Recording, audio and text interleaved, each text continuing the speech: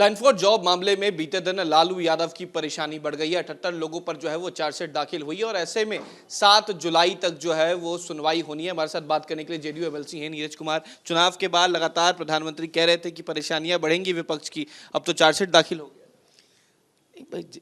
जो जैसा करेगा वैसा पाएगा। उसी दौर में हम लोग कह रहे थे कि लालू जी के पास 43 बीघा 12 कट्ठा 16 दूर पटना में जमीन है, पटना का सबसे बड़ा जमींदार है, तो नौकरी के बदले जमीन लिए, अपने सगे संबंधी अपने खून को भी नहीं बख्शा, तो जैसा किए है वैसा पाइएगा। तो सीबीआई ने चार्जशीट दाखिल किया है। इसके बाद अगले दौर में सीबीआई इसकी सुनवाई करेगा। जब सुनवाई करेगा तो उसमें जो भी न्यायालय की प्रक्रिया होगी। लेकिन लालू जी राजनीति के कैसे उदाहरण हैं कि नौकरी के बदले जमीन लिया।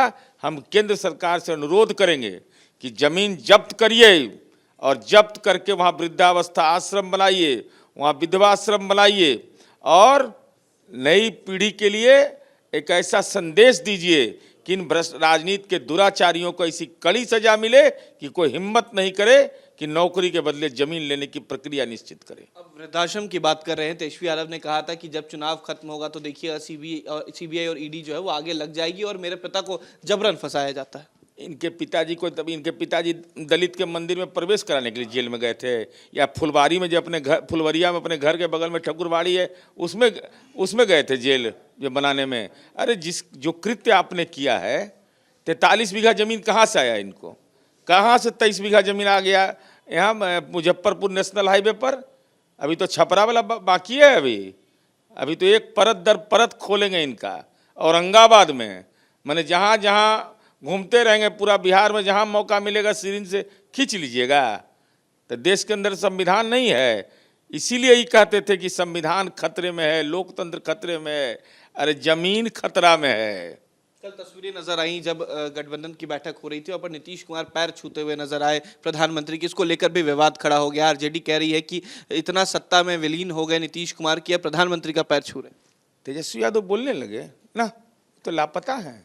नहीं, विपक्ष की बात पार्टी की ओर से बोला गया, वही तो कहे कि पार्टी ऐसे। तेजस्वी यादव तो राजनीतिक रूप से फरार हो गए हैं। अरे भाई, अभिवादन को अभी आलोचना करते हैं। अरे मुद्दों की आलोचना करो ना, मुद्दों पर बहस करिए ना। 4 सीट आया तभियो नहीं पता चल रहा है। 4 सीट का मतलब फाइनले होता है, 4 कंधा लग गया है। इसलिए ऐसे टिप्पणी से परहेज करे राष्ट्रीय जनता दल। नहीं तो राजनीति के फेफड़ा में अगर संक्रमण है ना, तो हमको दवा देने आता है। एक आखिरी सवाल है। नीतीश कुमार आज सुबह 10 बजे से ही समीक्षा कर रहे हैं। जिन सीटों पर हार हुई है तभी सभी जो सांसद के लिए चुनाव लड़े थे प्रतिनिधि, उन्हें बुलाया गया है। क्या लगता है किन मुद्दों पर कहीं ना कहीं जेडीयू विफल रही?